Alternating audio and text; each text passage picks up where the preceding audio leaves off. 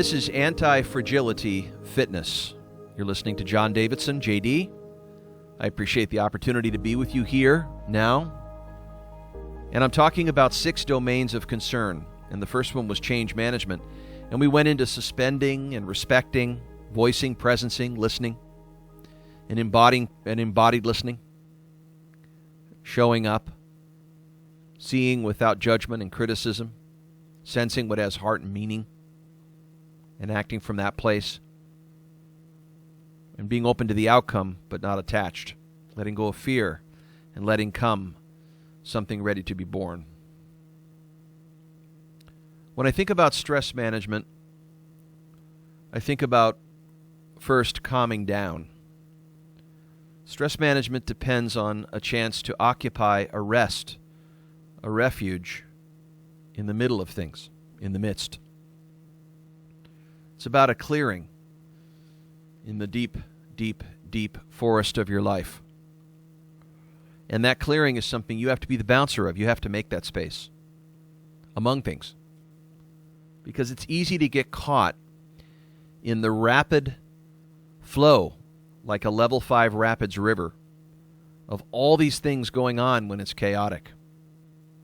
That we learn by doing something different and then studying the change, probing it, analyzing it, and then doing something from there.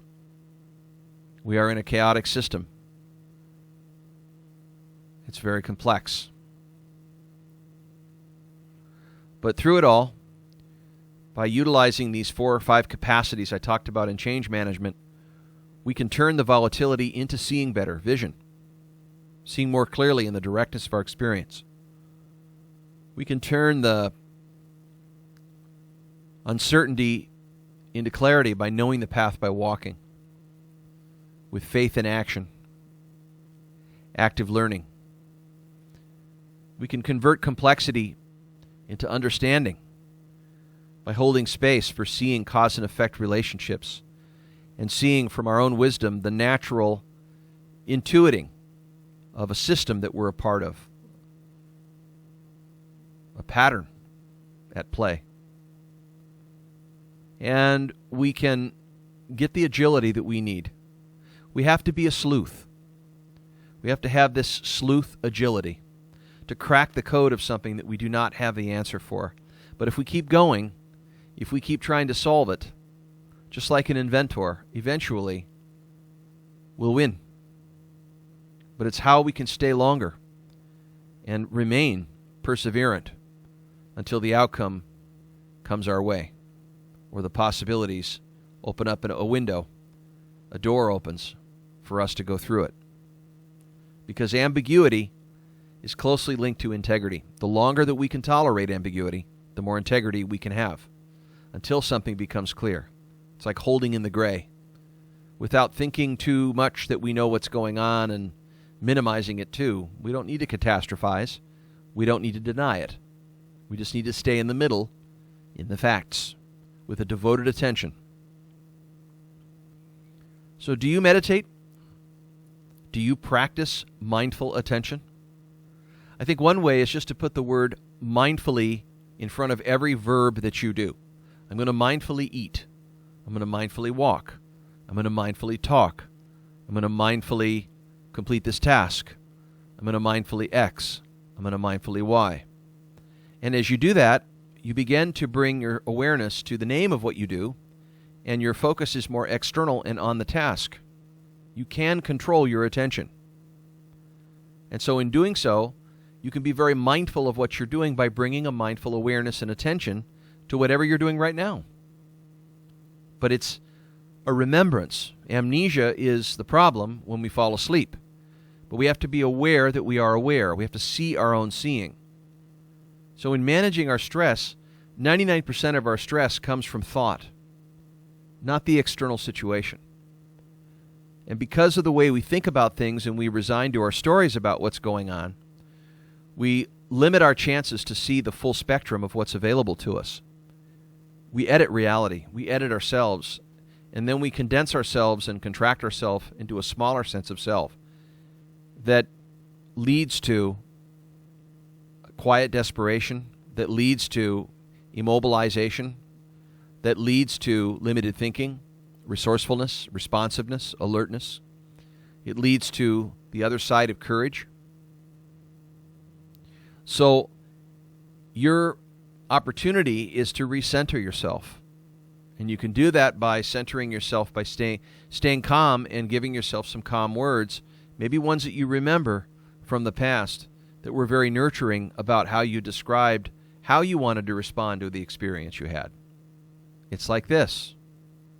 If you think of a time when things were just about as stressful, if you go back to 2008, what was your inner dialogue that brought you through? You got through it. So what was it that took you through it? External forces didn't just do it for you. You moved it. You changed. You were grown. How did you do that? So in managing stress, it's about recentering. Now, recentering means you take your feet, you mindfully move them 18 inches apart, and you might feel that you're grounded at the bottom of your feet down into the earth, maybe by a mile. You imagine a route down into the earth, and you might even imagine like a white light up through your head into the heavens and the sky, that you're rooted in the earth and that you're connected to the heavens and the ascending cosmos above. And it's those sorts of things that we can remember and realize that we are connected. We're connected to something bigger, forces that we pretend to understand, that we are source-centered, and that we are not alone, but that we are co-creative with the universe, as if the universe was a great choreographer, and we collide with it, we combine with it as co-architects, as we are the extra in the film and the protagonist at the same time in the central role. We have to listen and attend and create and intend. Both. Sometimes our intention is born out of our attention. And therefore, when you recenter yourself, you're taking a part, for example, of your body. Let's say you take your palm of your hand, you put it 2 inches above your navel. Maybe that's an area where you sense there's emotion, perhaps, or other areas where you sense stress or energy that is blocked. And as you touch that part of your body, you're there with a nurturing hand, physically giving yourself the attention to where things are, describing the current reality of what you feel to yourself. As if it was separate from you, you can have an intimate relationship with that stress response. Now, in lowering your stress, there's qualities in your personality that are important to know. You may like controlling things, or you don't. That's a comfort zone. Or maybe how fast you like making decisions versus being accurate. Or how you express yourself and communicate, whether you're outgoing and supporting others, or whether you're withdrawn. Maybe you're intellectually competitive. Perhaps you're confrontive, or not. So by knowing a little bit about your personality based on how much frequency you tend to do things, you begin to know your propensity for certain behavior. And as you do, you can predict in certain situations whether you will be stressed or not stressed because it's unfamiliar to you. I mean, when your confidence is low and you're in an environment you don't know what you're doing, you're going to have a stress response. It's going to be higher. When the importance of the outcome, the decisions you're making are going to have a whole lot more risk and more weight, you're going to feel more pressure. That's going to affect how you pay attention. And when you're outside your comfort zones, so too are you going to have some impact on the way you pay attention. Now, what am I talking about? Well, we all have preferred ways of paying attention. So some of us like to be more aware and external, while others are more internal and analytical. While others are more doers, and we like to get things done right, versus figuring things out like an analyst. Or being aware, being in the here and the now and kind of getting a feel for where others are and being sensitive to what emerges. We all usually have a predominant way of paying attention. And the good thing is that in certain situations when the pressure's off, this is fine because we can shift rapidly to these channels. But when the pressure's on, we find ourselves gridlocked, kind of jammed into one preferred way of paying attention because it's like Old Faithful. And when we miss paying attention to the right way in the right performance situation, mistakes happen. And when they do, stress comes even more. Think of it like an ice skater in a routine When you fall, your propensity for another fall is really high. Same thing with a gymnast.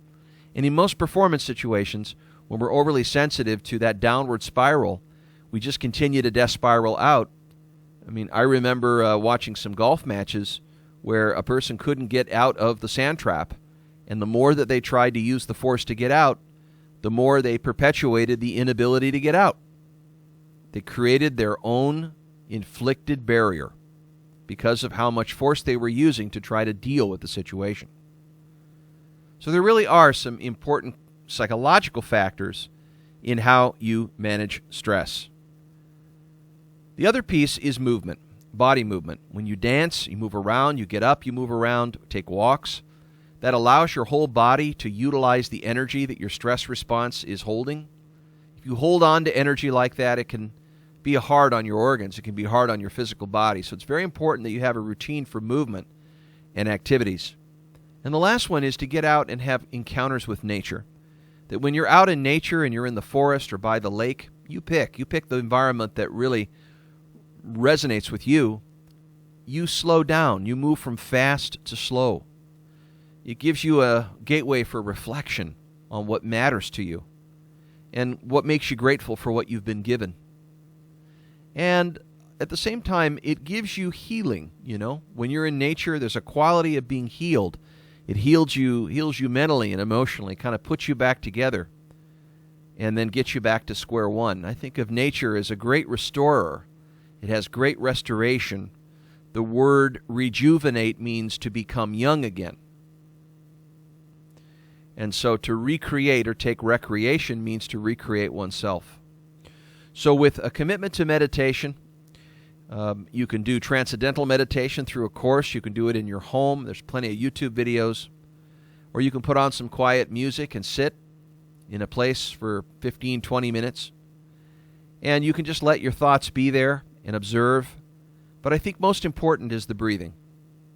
That when you inhale, you take a diaphragmatic breath and you count 6 seconds. Put your tongue to the top of your palate. Close your mouth. Breathe in through your nostrils.